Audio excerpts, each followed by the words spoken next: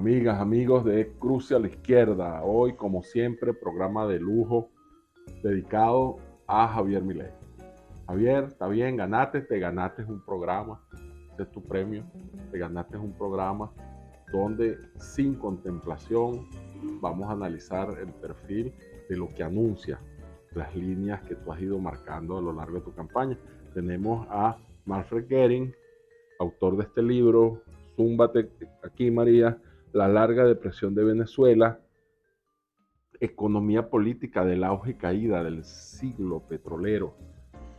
Manfred es investigador, es profesor, y yo creo que es una de las personas, lo digo con toda sinceridad y sin que me quede nada en el corazón, más formada, mejor instruida en el tema de la economía.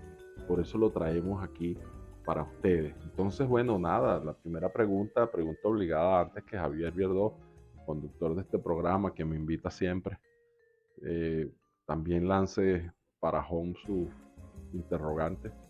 ¿Cómo te va con Milei? Tú fuiste para Argentina, te nacionalizaste, votaste por él, estás muy feliz? Háblame, dame tu impresión.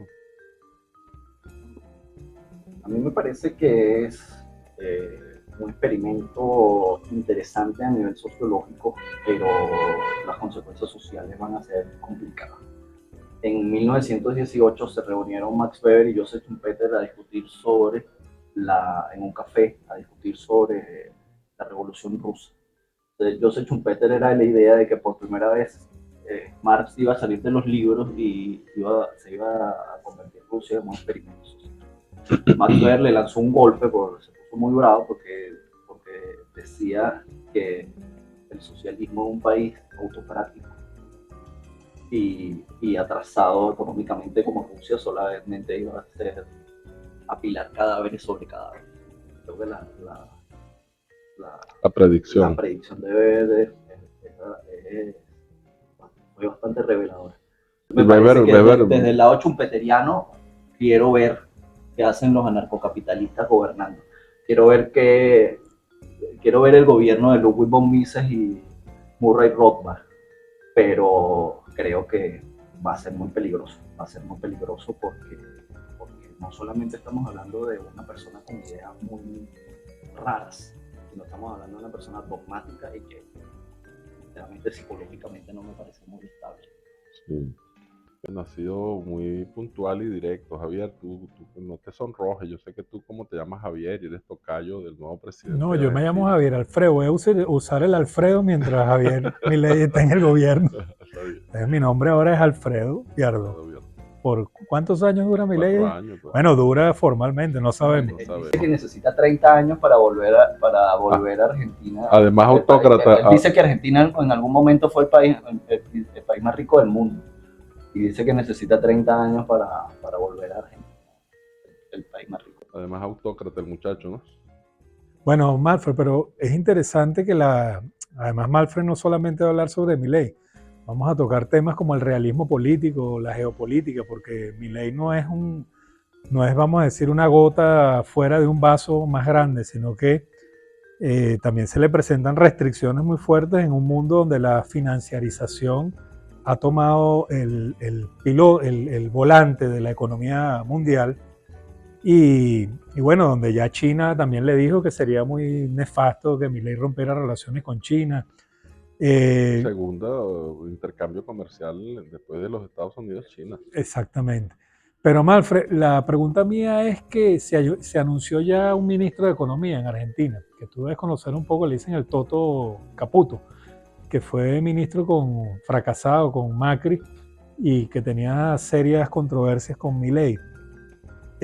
Pareciera que las alianzas políticas comienzan a generarle restricciones al modelo mental que tiene el propio Milei de cómo iba a manejar sus primeros 100 o 200 días de gobierno, como se quiera ver. ¿Cómo ves tú esto de las restricciones de la política, ya que llegó con un pacto electoral más complejo de lo que se puede suponer para el desarrollo de su planteamiento, como tú llamas, dogmático? Es interesante porque los libertarios, los anarcocapitalistas, son una respuesta por derecha a los neoliberales, ¿no? Pero Milei, para llegar al gobierno, tuvo que negociar con Macri. Y negociar con Macri implica un matrimonio entre anarcocapitalistas y neoliberales, ¿no? Y como sabemos, porque gobernó y fue un desastre, solemos olvidar que los ministros que estaban detrás de Macri eran gente puesta por las altas finanzas. Cuando estamos hablando de las altas finanzas, no estamos hablando básicamente de 3 fondos de inversión, Pinco y BlackRock, y las conexiones que esto tienen con la Reserva Federal. Entonces, ese maridaje a mí me parece que no prevé cosas buenas, porque en todo caso, lo más interesante que tiene Milei es su condición de anárquico con respecto teóricamente, con respecto a los poderes, etcétera, etcétera. Y eso es lo primero que va a domesticar. Claro, porque no solo hay una casta en Argentina, sino la casta financiera global. Porque tú sabes que es algo que aquí en Venezuela vemos mucho. Milei se va a enfrentar a los verdaderos amos del mundo. O sea, va a conocer verdaderamente quiénes son los amos del mundo. Y los amos del mundo no viven en Recoleta. Los amos del mundo están en Wall Street. Entonces esas restricciones van a ser bastante complicadas. Y técnicamente las propuestas de Milei, como principalmente la dolarización, son casi ejecutables con las restricciones que tiene Argentina. ¿Por qué? Pues no tiene dólares. La única forma que los consiga es que se los presten, pero la carga de deuda, el peso de la deuda de Argentina ya es demasiado alto, así que casi que endeudarse no es una solución. Pero también la forma en que Milei cree que él puede conseguir dólares es pura metafísica del mercado autorregulado. Entonces nada más existe en su cabeza. Él cree que, bueno, las privatizaciones pueden llamar una cierta cantidad de dólares, tal, pero bueno, Milei no es Fernando Enrique Cardoso, ni es 10% lo inteligente que Fernando Enrique Cardoso, así que Milei no tiene posibilidades de llamar a Argentina la cantidad de inversión que necesita. Y entonces eso le va a colocar unas restricciones para todo lo que quiera hacer que es bastante pesado. Bueno, Juan, ayer hablamos un poco en un segmento de este tema de la geopolítica a nivel mundial, porque creo yo que gracias a Dios América Latina está fuera del llamado Herland de la geopolítica, pero hay unos conflictos en Europa y en el Medio Oriente que en este momento están recalentando los termostatos de la estabilidad y la paz mundial. ¿Cómo ves tú esto, Malfred, la situación en Ucrania, la situación en Palestina? ¿Cómo crees tú que eso puede afectar a la economía mundial? Porque la gente a veces piensa que la geopolítica va por un lado y la economía mundial va por otro. Los chinos tienen una maldición, que es ojalá vivas en tiempos interesantes, que la utilizaba mucho Mao. Y bueno, a nosotros nos cayó esa maldición. Vivimos en tiempos interesantes. O como también le gusta decir a Mao, un caos debajo del cielo nos gobierna. ¿Qué pasa? Estamos en un momento de... la economía mundo capitalista tiene ciclos económicos y tiene ciclos hegemónicos. Y estamos en una fase de colapso, transición, para decirlo con los conceptos de Manuel Balester, de la hegemonía estadounidense. Y la última fase de colapso, transición que tuvimos ocurrió de 1914 a 1945.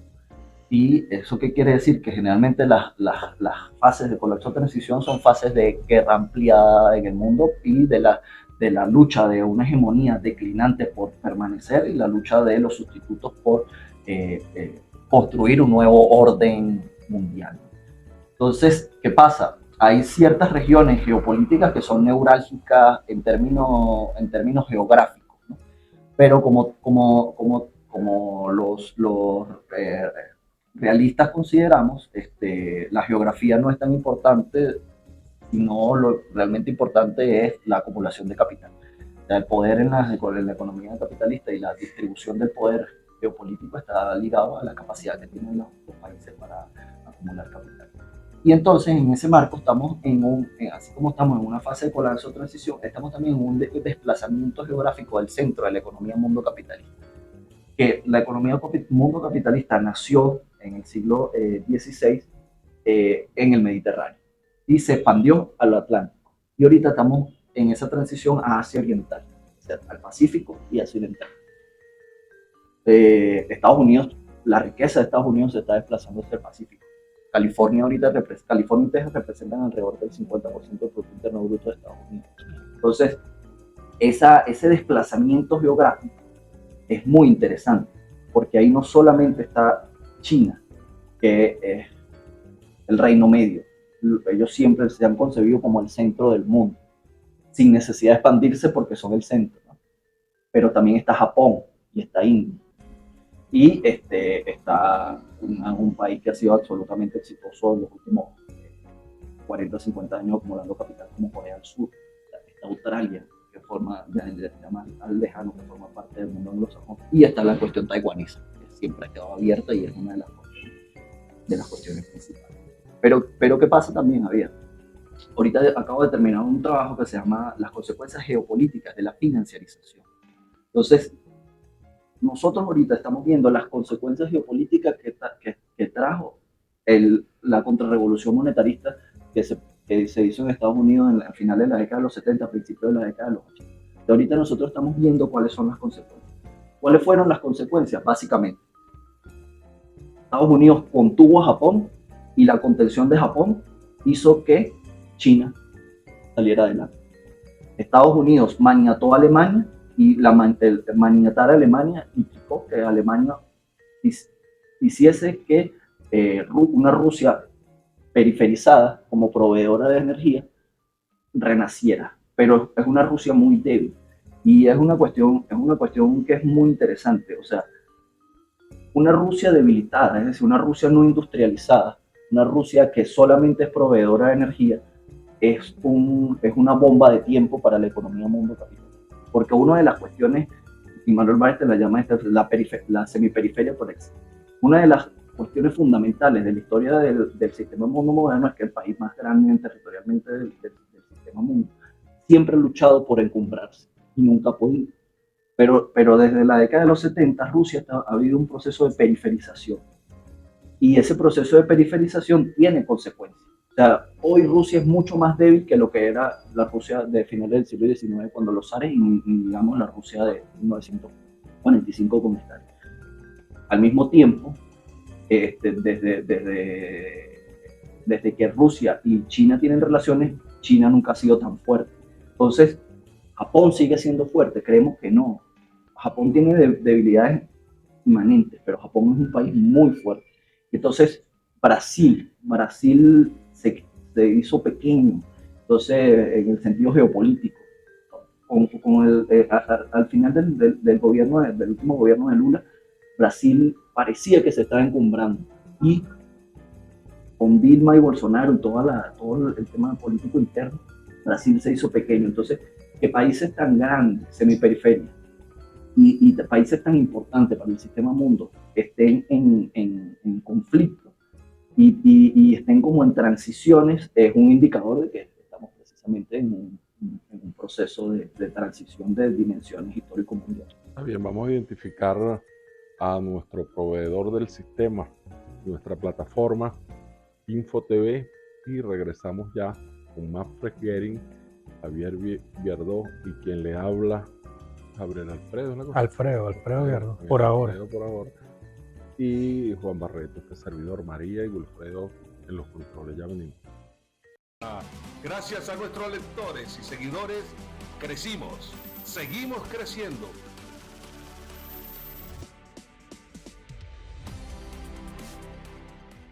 Subimos 794.582 puestos en el ranking mundial de páginas web. 9.793 usuarios nos visitan diariamente. De 5 millones de páginas web en Venezuela, infocifrastv.com ocupa el puesto número 70.784 y la posición número 5.478.842 en el ranking mundial.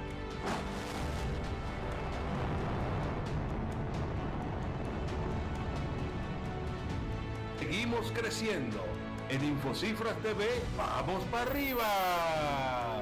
Seca Consultores, compañía anónima, el mejor aliado de su marca para crecer. 28 años haciendo país.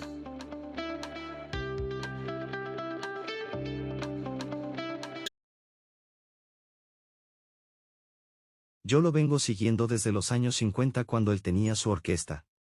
Yo tengo discos, desde que sacó Dinner en Caracas. En realidad el gran impacto que yo sentí, un impacto muy personal, fue cuando Aldemaro empezó a escribir esas maravillosas canciones, y a cantarlas él mismo. A partir del año de mi primera lectura sobre Soto, he seguido su carrera con deleite y profunda admiración, escudriñando a lo largo de todas sus espectaculares rutas. He llegado a la conclusión de que Jesús Soto es, entre todos los nacidos en Venezuela, incluyendo no solo a los de la plástica, sino también a los músicos y a los poetas y literatos, el artista más importante de la historia. Por eso Soto, siempre Soto. Para degustar los exquisitos platos del MasterChef Carlos Fernández, nos vemos en el Carso Restaurant. Y buen provecho. Seguros Constitución ofrece pólizas en los ramos de salud, automóvil, patrimoniales y fianzas. Comunícate al 0800 CONCITE o al 0800 CONSTI 1 y entérate de todos los beneficios que ofrecen. Gracias a todos nuestros colaboradores, asegurados y asesores por ayudarnos a asegurar sonrisas y proteger sueños. Visita nuestras redes sociales, suscríbete a nuestros canales y si te gustan nuestros videos, no olvides darle like. Seguimos aquí en Cruce a la Izquierda con Javier Vierdós, Juan Barreto y hoy nuestro invitado muy especial, Manfred Göring, autor de La Larga Depresión Venezolana. Amigos que nos siguen y nos escuchan, compren este libro. Yo creo que es de lo mejor que hay hoy sobre la comprensión, la interpretación del fenómeno Venezuela. Manfred, ¿y qué va a pasar con Mercosur? ¿Qué va a pasar con los BRIC? Es una pregunta compuesta. Ahora que llega Milei a Argentina, hubo una situación muy incómoda y muy difícil para el Mercosur con Bolsonaro. Ahora no está Bolsonaro, se apostaba a que con el regreso de Lula se relanzara el Mercosur, pero ahora llega Milei. Piedra en el zapato de Mercosur, desaparece Mercosur, se ralentiza Mercosur. ¿Y qué pasa con los BRIC? Porque Argentina había sido ya admitida en los BRIC y eso significaba un reimpulso de la economía argentina apuntando hacia nuevos mercados. ¿Qué va a pasar? Muy interesante. Vamos un poco por partes. Como dijera Jack el Destripador, vamos por partes. Los BRICS recientemente se ampliaron, ¿no? Y creo que tenemos que estar muy atentos a la recomposición geopolítica que se está dando en torno a Medio Oriente y sobre todo el juego de equilibrio de poder entre Arabia Saudita e Irán. Porque ahí están pasando cosas y esto se está transformando. Si vemos un mapa, nos damos cuenta de que los países que se acaban de adherir al BRIC, sacando a Argentina, son países que están ubicados en una posición geográfica muy importante, porque están ubicados en lo que los geopolíticos, sobre todo Evgeny Brzezinski, llamaban los puntos de estrangulamiento marítimo. Entonces, para China es muy problemático que ellos saben que dependen de la energía de Medio Oriente y que esa energía puede ser bloqueada, que llega obviamente marítimamente, puede ser bloqueada por la India, sobre todo es el gran país que está entre esa energía y China.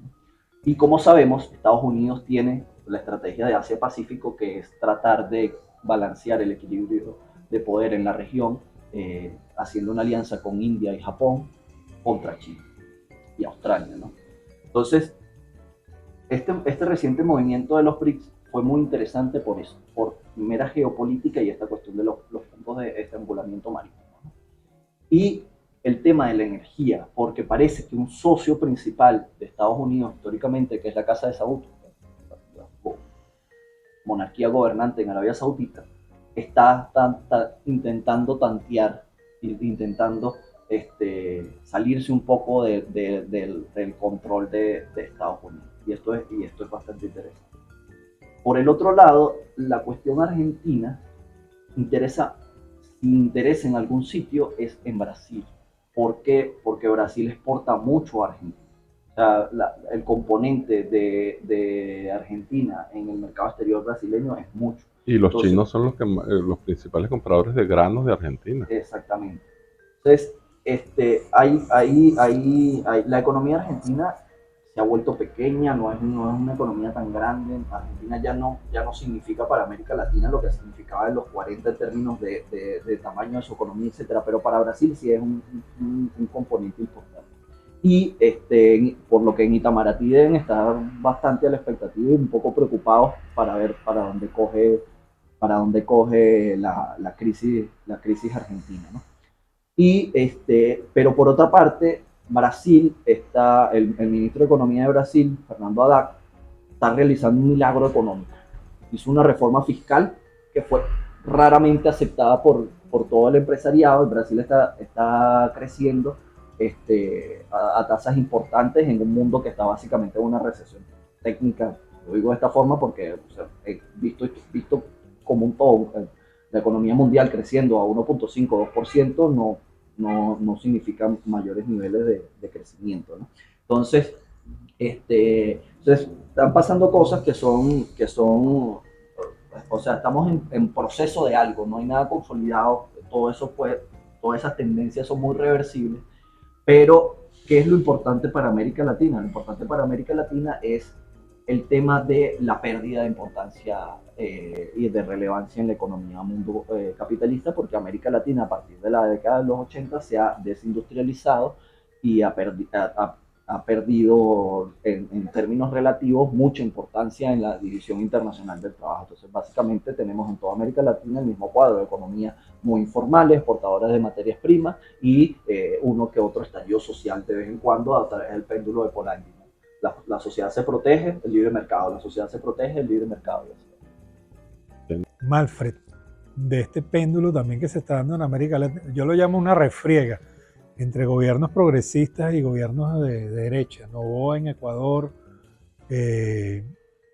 esta situación de Bukele en El Salvador, la arremetida contra Petro en Colombia, que es un gobierno debilitado en sus bases, la posible continuidad o no de López Obrador en México, la situación en Argentina, Boric, que es prácticamente una cosa muy extraña en Chile, no sé cómo definirlo.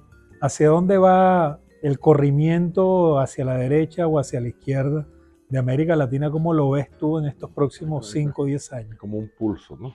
Es un pulseo. Bueno, el gran teórico de la última crisis y la última fase de colapso de transición fue un italiano llamado Antonio Gramsci, que tenía el término guerra de posiciones.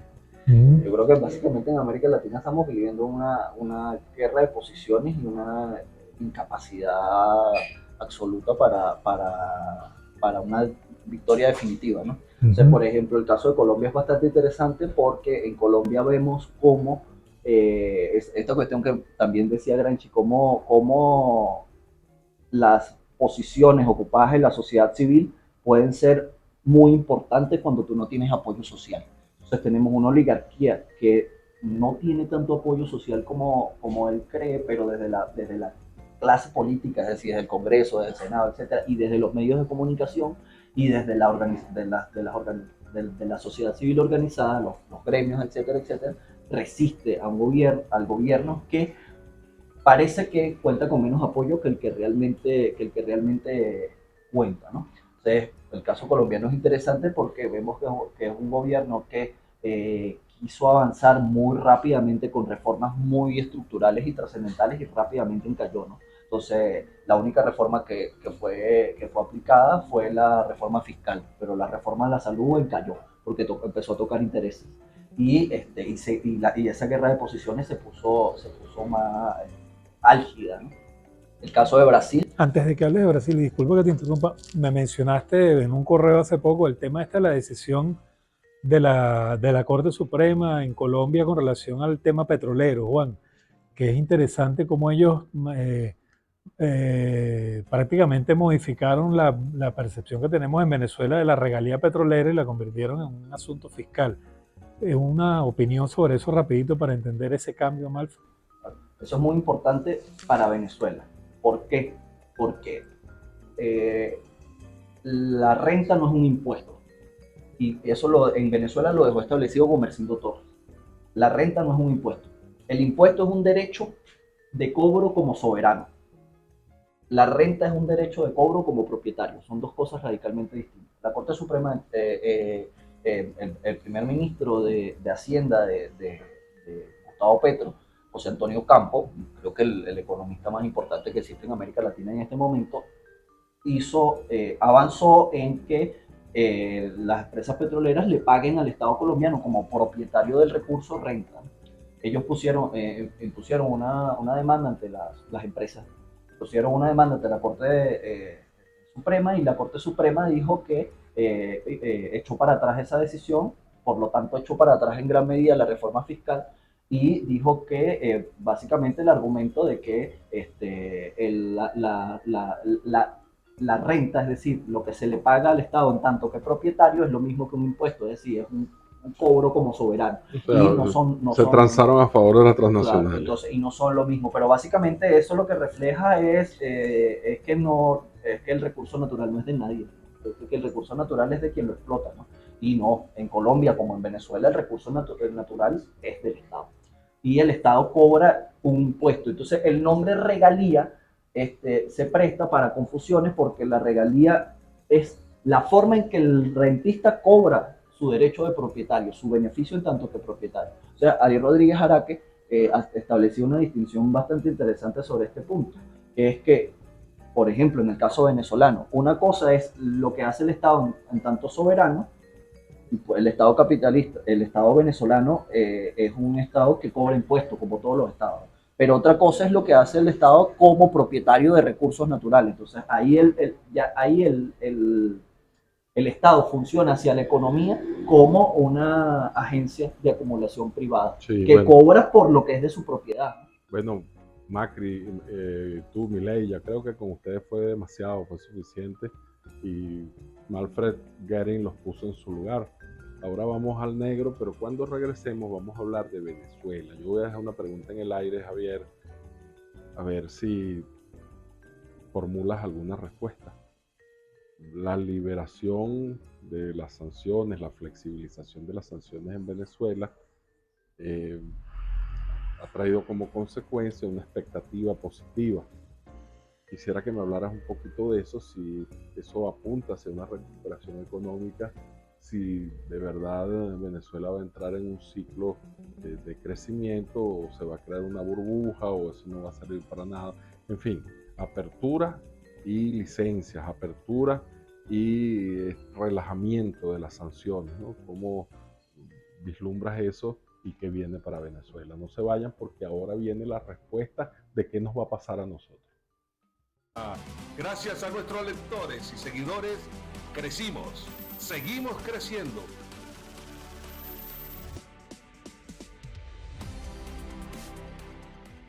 Subimos 794.582 puestos en el ranking mundial de páginas web. 9.793 usuarios nos visitan diariamente. De 5 millones de páginas web en Venezuela, Infocifrastv.com ocupa el puesto número 70.784 y la posición número 5.478.842 en el ranking mundial.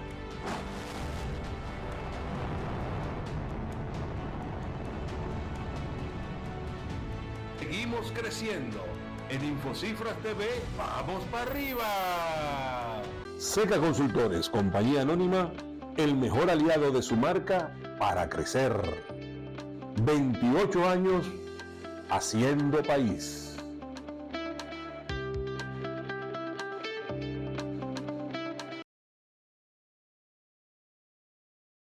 Yo lo vengo siguiendo desde los años 50 cuando él tenía su orquesta. Yo tengo discos, desde que sacó Dinner en Caracas. En realidad el gran impacto que yo sentí, un impacto muy personal, fue cuando Aldemaro empezó a escribir esas maravillosas canciones, y a cantarlas él mismo. A partir del año de mi primera lectura sobre Soto, he seguido su carrera con deleite y profunda admiración.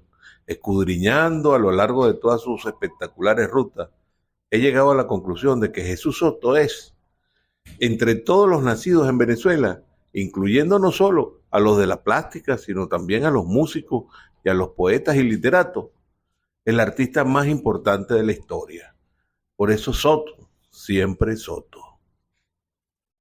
Para degustar los exquisitos platos del MasterChef Carlos Fernández, nos vemos en el Carso Restaurant. Y buen provecho. Seguros Constitución ofrece pólizas en los ramos de salud, automóvil, patrimoniales y fianzas. Comunícate al 0800 CONCITE o al 0800 CONSTI 1 y entérate de todos los beneficios que ofrecen. Constitución de Caracas. Gracias a todos nuestros colaboradores, asegurados y asesores por ayudarnos a asegurar sonrisas y proteger sueños. Visita nuestras redes sociales, suscríbete a nuestros canales y si te gustan nuestros videos, no olvides darle like. Bueno, Malfred, quedó una pregunta hecha por Juan que tiene que ver con todas estas expectativas positivas alrededor de la flexibilización de las sanciones y los acuerdos de Barbados, llaman, de Doha, que es la línea que nadie conoce, el escrito que nadie conoce, los acuerdos de Doha y los acuerdos de Bruselas también, de Bruselas. ¿Cómo ves tú las perspectivas económicas para Venezuela con esta flexibilización temporal? Lo que fue aplicado a Venezuela, yo lo llamé en el libro un arma de destrucción masiva financiera. Por lo tanto, cualquier tipo de relajamiento de sanciones no solamente va a generar un cambio de expectativas, sino que va a generar la caída de ciertas restricciones que tiene la economía venezolana, ¿no? Pero la cuestión aquí fundamental es que la destrucción de la economía venezolana no es originada por las sanciones, que es el gran problema de la narrativa. Coadyuvó en un momento, pero inclusive, como yo siempre planteo, las sanciones, la pregunta que debemos hacer es, las sanciones no ocasionaron tanto daño como realmente deberían hacerlo porque el daño ya estaba hecho. O sea, unas sanciones de este tipo debieron generar mucho más daño, pero no lo habían generado porque ya el daño se había generado. Obviamente generaron mucho daño, obviamente fueron muy nocivas para la economía venezolana. Pero ¿qué pasa? Estamos en un momento, como yo he llamado, una fase de estancamiento. Y estamos en una economía de reproducción simple, que básicamente es una economía sin reinversión, economía que no genera reproducción ampliada, o sea, los últimos datos que tengo sobre este aspecto es en 2020, pero la formación de capital como proporción del PIB en el 2020 era 3%. O sea, la economía venezolana va a necesitar durante mucho tiempo que la inversión sea alrededor del 30% del PIB para poder generar empleo. Entonces estamos en una economía de reproducción simple y estamos en una economía de equilibrio de mínimo nivel. Y entonces, ¿qué es el equilibrio de mínimo nivel? ¿Cuáles son los sectores económicos realmente que pueden aprovecharse? La agroindustria, por ejemplo. ¿Por qué? Porque básicamente la gente, lo poco que tiene o lo mucho que tiene, lo dedica al consumo de alimentos. Entonces, esto lo podríamos llamar como una ley de Engels a la inversa. Entonces, esto es importante. Hay ciertos sectores que se pueden recuperar. Pero también está la cuestión que a partir de Adam Smith y de Marx, podemos llamar como una crisis de realización, que aquí es bastante importante poner el punto en la acumulación de capital. La economía venezolana es una economía capitalista, la economía capitalista se rige por la acumulación de capital y si no se acumula capital no funciona. ¿Cuál es el problema de la economía venezolana? Que no tiene formas internas de acumular capital. Y entonces los estímulos que recibe son, bien sea por incremento de los precios del petróleo, generalmente, lo que comento mucho con Javier, calculamos muy mal, dijeron que el petróleo se iba a ir a 100 y lo que hizo fue volver a 70 cuando se había puesto por 2 semanas en 80. Está todo el tema de los descuentos. ahorita no solamente los descuentos venezolanos, ahorita tenemos un precio del petróleo que no le podemos creer mucho, porque la cantidad de descuentos que con el crudo que pone Irán y que pone Rusia en el mercado, hay un precio WTA Están compitiendo por ver quién descuenta más. Sí, hay un precio de descuento. Entonces, por ejemplo, estas sanciones van a favorecer a que Venezuela, en teoría, deje de poner tanto descuento, pero como todo es tan opaco y no sabemos realmente qué es lo que sucede con el negocio petrolero. Y bueno, ahí que aquí las declaraciones más sensatas son las declaraciones de Chevron siempre. O sea, no, Chevron dice que a lo sumo la producción puede llegar a 1 millón de barriles.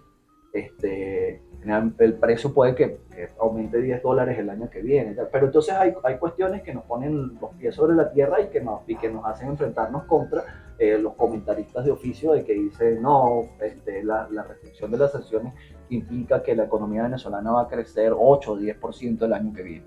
Bueno, aquí lo insólito es que la economía venezolana, después de contraerse cerca del 80%, no esté creciendo a tasas de 50% anual por lo menos por 5 años. Porque verdaderamente, esa es la verdadera pregunta. ¿Y cómo se responde a esa pregunta? Básicamente porque no hay ninguno de los problemas que llevaron a la larga depresión venezolana ha sido solucionado. Si el gobierno quiere financiamiento externo, básicamente tiene que reestructurar la deuda y eso implica pagar. Y pagar implica una constricción muy importante para la inversión, porque ahí se te va a ir una proporción del PIB muy importante. Si no pagas, no tienes capital externo, tienes que crecer con capital propio. Entonces, todas estas restricciones no han sido solucionadas y el programa ortodoxo monetarista ya lleva 5 años. O sea, como diría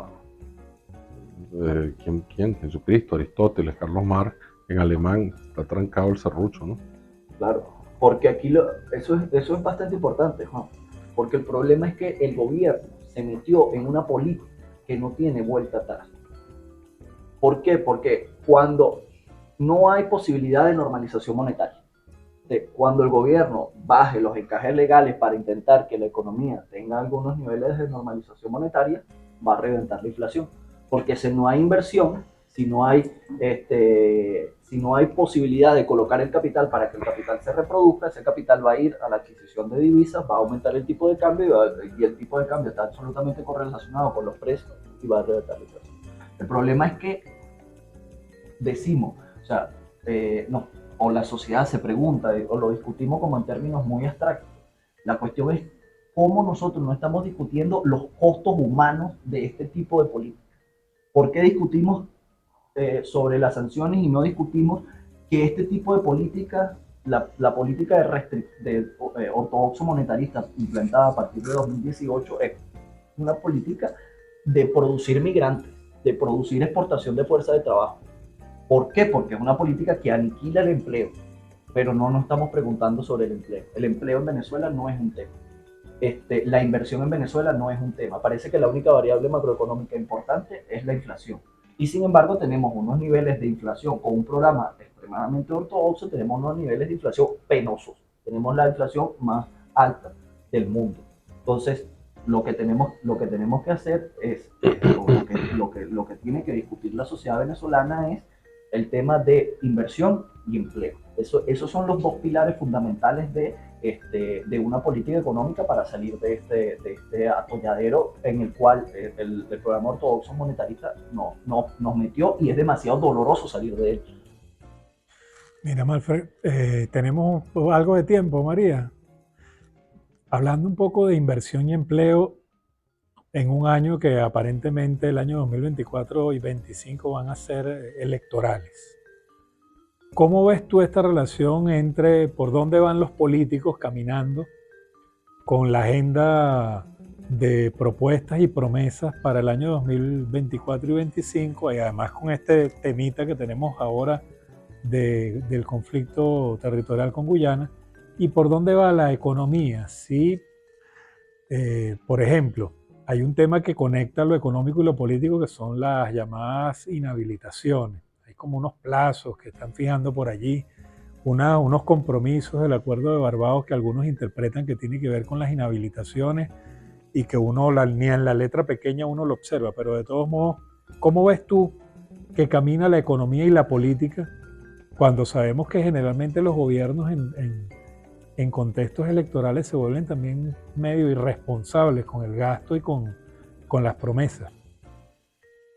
Sabes que es muy interesante porque volviendo a Javier Milei es un recuerdo de algo que la izquierda suele olvidar. Y ese recuerdo es que, como dijo Joseph Schumpeter, la sociedad capitalista está acostada del lado económico de la vida. Y Javier Milei tiene un discurso económico que uno puede no estar de acuerdo, pero tiene ideas sobre economía y plantea el tema económico como la cuestión central de hacer política. Y los marxistas creemos que esa es la forma de hacer. Entonces, estamos de acuerdo en algo. En eso. ¿Qué pasa con la izquierda y con la izquierda venezolana en particular, que desdeña lo económico? Lo económico es extremadamente importante. ¿Qué pasa con nuestra clase política? Bueno, nuestra clase política es en medio de una crisis de autoridad, para utilizar el concepto de Gramsci, ¿no? La clase política se escindió de la sociedad y de paso quiere proyectar sus deseos con respecto a la sociedad. Ya no es que no siente el pálpito de lo social, sino que intenta hacer como fracasadamente una suerte de ingeniería social sobre la sociedad. Pero la sociedad está ahí, está latiendo, tiene sus padecimientos, tiene sus procesos, ¿no? Entonces lo que yo veo es una total desconexión, que en la fragua por el sostén de la vida, la gente se ha despolitizado absolutamente y no encuentra certezas sobre el mundo en la política. La certeza sobre el mundo sabemos que si no la encuentra en la política, la puede encontrar en otro lado. Entonces, yo creo que es importante que ya estos sean los monstruos con los que nos vamos a enfrentar. O sea, que ya hemos tenido suficientes monstruos como para que salgan monstruos nuevos. Y como la larga depresión ha demostrado, el infierno siempre tiene más sótanos. Entonces, sí, es importante estar atento en ese tema y no seguir produciendo monstruos. ¿Nos queda otro negro, María? Bueno, cuando regresemos yo quisiera que hablemos un poquito de la propuesta, las soluciones, qué vamos a hacer, cómo hacemos para comer hallacas en el 2025. Estoy pensando en las hallacas del 2025 porque ya sabemos que las del transcurso del 2023 al 2024 van a estar duras, van a estar difíciles. Vamos a ver cuáles son las perspectivas que vienen. Ya regresamos aquí por InfoTV en Cruce a la Izquierda. Gracias a nuestros lectores y seguidores, crecimos, seguimos creciendo.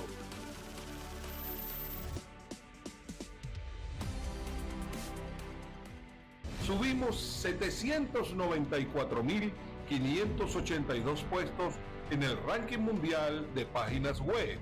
9.793 usuarios nos visitan diariamente. De 5 millones de páginas web en Venezuela, Infocifrastv.com ocupa el puesto número 70.784 y la posición número 5.478.842 en el ranking mundial.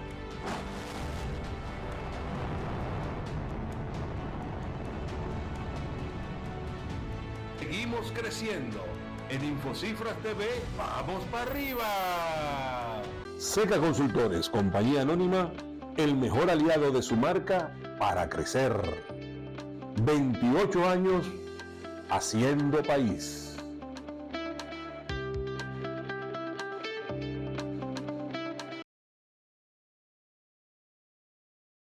Yo lo vengo siguiendo desde los años 50 cuando él tenía su orquesta. Yo tengo discos, desde que sacó Dinner en Caracas. En realidad el gran impacto que yo sentí, un impacto muy personal, fue cuando Aldemaro empezó a escribir esas maravillosas canciones, y a cantarlas él mismo.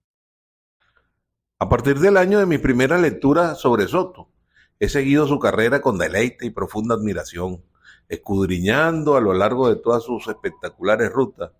He llegado a la conclusión de que Jesús Soto es, entre todos los nacidos en Venezuela, incluyendo no solo a los de la plástica, sino también a los músicos y a los poetas y literatos, el artista más importante de la historia. Por eso Soto, siempre Soto.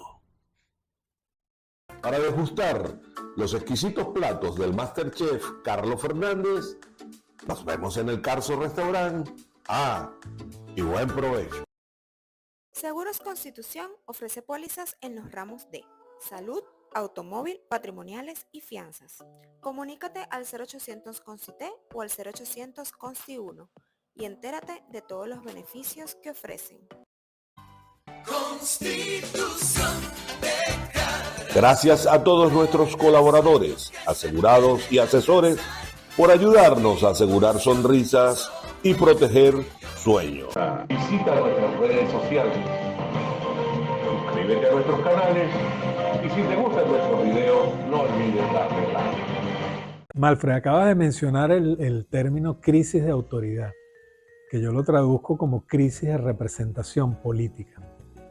Si la economía no se recupera como se está planteando de una manera que sea palpable para las capas medias y los sectores populares, ¿cómo crees tú que esa crisis de representación se va a abordar en un contexto electoral? ¿Qué resultados? Porque pareciera que las crisis de representación en contextos electorales son altas tasas de abstención. ¿Cómo ves tú esto? ¿Habrá mucha abstención, menos abstención? De hecho, se dice que esta operación, algunas malas lenguas dicen que esta operación sobre el referéndum en el Esequibo tiene que ver con reestimular a la sociedad para la participación electoral en un asunto de vital trascendencia para el Estado venezolano. Pero aún así, ¿tú crees que se recupere la representación política en el país? ¿Cómo lo ves? Fíjate, así como estamos en una crisis de acumulación, las crisis de acumulación generalmente generan crisis de autoridad. ¿Pero qué significa una crisis de autoridad? Significa que la sociedad pierde la capacidad de reproducir el poder y el prestigio.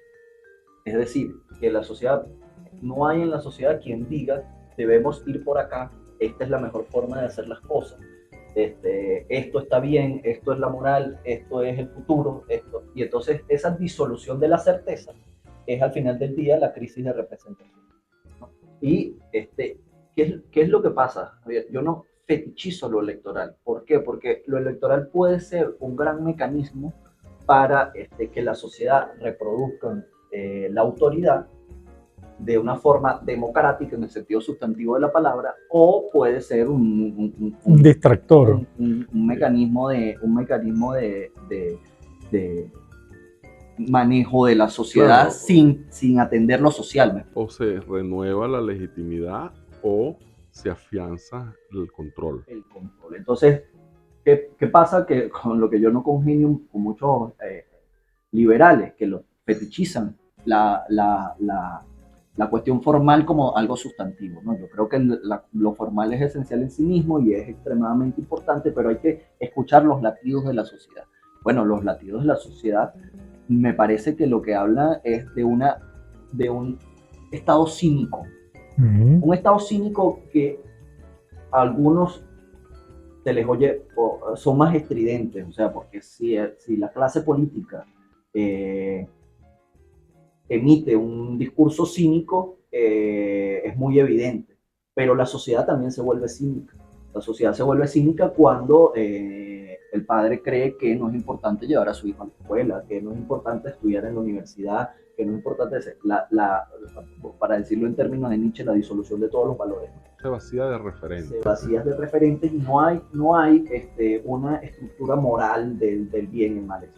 Y eso es como la metástasis de la crisis de autoridad. Entonces, ¿qué es lo que yo percibo? Yo percibo que generalmente este tipo de crisis se resuelven con liderazgo carismático. Es decir, los caudillos, o lo que Marx llamó el bonapartismo, no es una invención de los marcianos. Básicamente un artefacto que encuentra la sociedad para resolver las crisis de autoridad e intentar reproducir. El problema es que no está garantizado cuán democrático puede ser. Los liderazgos carismáticos pueden ser muy democráticos, pueden ser extremadamente autoritarios y representantes de una casta de intereses. Pero en todo caso, lo principal aquí es hasta qué punto la clase política venezolana está pensando en reconstruir hegemonía. Es decir, hasta qué punto la clase política venezolana está pensando en que sus valores sean valores sociales. Yo creo que la tienen muy difícil. La oposición cree que ellos están divinamente investidos de hegemonía y presuponen que su forma de ver el mundo es la única y la correcta. Y el gobierno es absolutamente cínico. En ese medio está una sociedad despolitizada y está una sociedad sufriendo. Está bien. Ahora bien, fíjate, de ganar Maduro, continuará con la política monetarista que lo atrapó y que no lo deja en paz y que duerme con esa pesadilla. Todos los venezolanos vamos a reproducir la pesadilla. La pregunta es cómo sigue. ¿Soporta Venezuela 6 años más de gobierno de Maduro? Podríamos decir que sí, porque si hay algo que ha demostrado Venezuela es que puede soportar cualquier cosa después de la larga depresión, pero no sabemos a qué costo. ¿Cuál es la cuestión? El gobierno, ¿en qué está midiendo su éxito? Y el gobierno hoy cree que la política ortodoxa monetarista de básicamente trasladar todo el sistema de subsidios que tenía la sociedad al salario.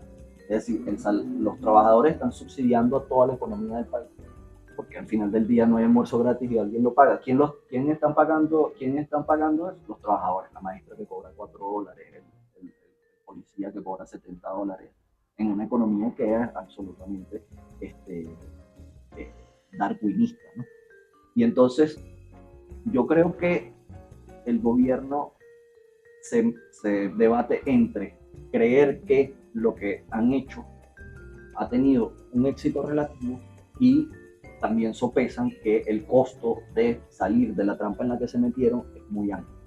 Porque, como dije anteriormente, es una política que no te permite normalización. Entonces, no hay posibilidad de que en Venezuela salgamos de la edad de piedra financiera y que la gente vuelva a tener una edad de crédito, porque la trampa que ellos se metieron es que si levantan la trampa que se metieron, caen de nuevo. Entonces, cuando tú te metes en una política que cambiarla es tan costosa, eso quiere decir que es una mala política. Cuando te metes en una política que no te permite la normalización, tú te das cuenta que es una política catastrófica.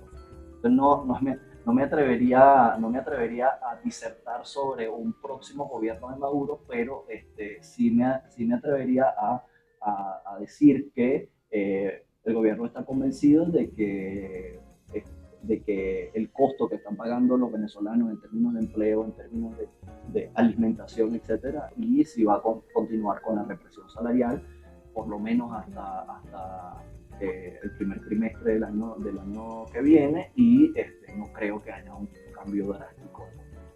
Van a intentar, en una creencia muy ingenua, hacer golpes de efectos especiales, pero producir burbujas, pero no, cosas de eso. sí, pero no, como sabemos, el año pasado ya nos dio una lección, es una mentira de patas muy corta. Venezuela para recuperar un nivel mínimo de bienestar necesita mucho más que eso. Malfred, una pregunta rapidito, que el tiempo está avanzando aceleradamente. ¿Tú crees que estas elecciones que vienen en los años 2024 y 2025 sean el punto fundamental para ver si Venezuela pasa o no pasa la línea de elecciones no competitivas o elecciones competitivas? Puede ser la última oportunidad que tengamos de tener unas elecciones que parecieran ser elecciones competitivas o semicompetitivas, con expectativas democráticas, o definitivamente la gente se va a dar cuenta que las elecciones en Venezuela son elecciones para afianzar a un gobierno autoritario. Fíjate, yo creo que en el 2018 pasamos una línea importante y que esa fecha fue el 2018. Y ahorita estamos como volviendo a pensar las cosas que nos preguntábamos en el 2017. Y el 2018 fue un punto de quiebre donde sí, la política dio un giro absolutamente antidemocrático. Creo que existe una posibilidad de que si haya vamos a decir, que la política institucionalizada sirva para la repolitización y para encontrar soluciones. Pero creo que también Sería mentirnos si no los decimos. El autoritarismo está latente y la política del poder por el poder mismo está latente y para el gobierno, para la clase política gobernante, para el petit comité gobernante, dar un giro hacia permitir mayores niveles de democracia, sabemos que es complicado. Entonces creo que existen ventanas, pero también existen cerrojos. Entonces estamos manejándonos como en esa dialéctica. La cuestión es cómo la clase política encuentra la forma de que esas ventanas queden abiertas, ¿no? y que ese juego en la que está atrasado el país salga, que es lo que el empate catastrófico, que es lo que yo creo que las respuestas para eso van a ser, o yo me entusiasmaría más cuando empiece a escuchar a los políticos hablando sobre la realidad. Y la política venezolana está absolutamente peleada con la realidad, está peleada con la vida de la gente. Bueno, María hizo la seña de se finí. Javier, despide. Nos veremos en la próxima semana en este programa Giro Cruce a la Izquierda con Juan Barreto y Alfredo Viardó hasta que Milei deje el poder. Así es. Bueno, gracias, Malfred. Gracias a todos.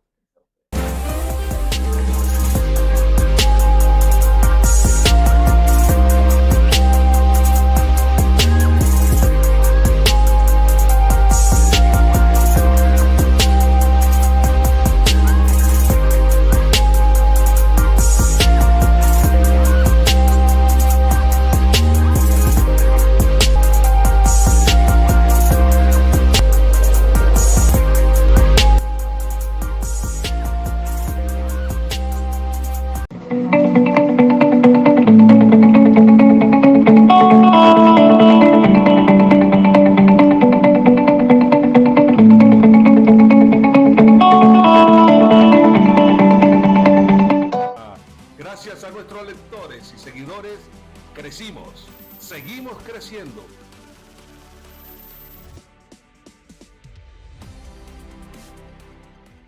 Subimos 794.582 puestos en el ranking mundial de páginas web. 9.793 usuarios nos visitan diariamente. De 5 millones de páginas web en Venezuela, Infocifrastv.com ocupa el puesto número 70.784 y la posición número 5.478.842 en el ranking mundial.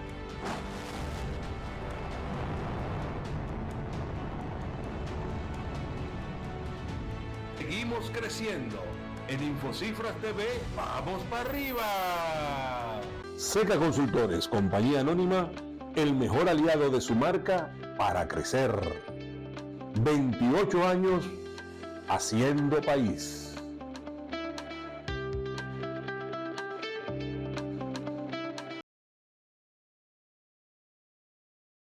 Yo lo vengo siguiendo desde los años 50 cuando él tenía su orquesta. Yo tengo discos, desde que sacó Dinner en Caracas. En realidad el gran impacto que yo sentí, un impacto muy personal, fue cuando Aldemaro empezó a escribir esas maravillosas canciones, y a cantarlas él mismo. A partir del año de mi primera lectura sobre Soto, he seguido su carrera con deleite y profunda admiración. Escudriñando a lo largo de todas sus espectaculares rutas, he llegado a la conclusión de que Jesús Soto es, entre todos los nacidos en Venezuela, incluyendo no solo a los de la plástica, sino también a los músicos y a los poetas y literatos, el artista más importante de la historia. Por eso Soto, siempre Soto. Para degustar los exquisitos platos del Masterchef Carlos Fernández, nos vemos en el Carso Restaurant. Y buen provecho. Seguros Constitución ofrece pólizas en los ramos de salud, automóvil, patrimoniales y fianzas. Comunícate al 0800 CONCITE o al 0800 CONSTI 1 y entérate de todos los beneficios que ofrecen. Gracias a todos nuestros colaboradores, asegurados y asesores por ayudarnos a asegurar sonrisas y proteger sueños. Visita nuestras redes sociales, suscríbete a nuestros canales y si te gustan nuestros videos, no olvides darle like.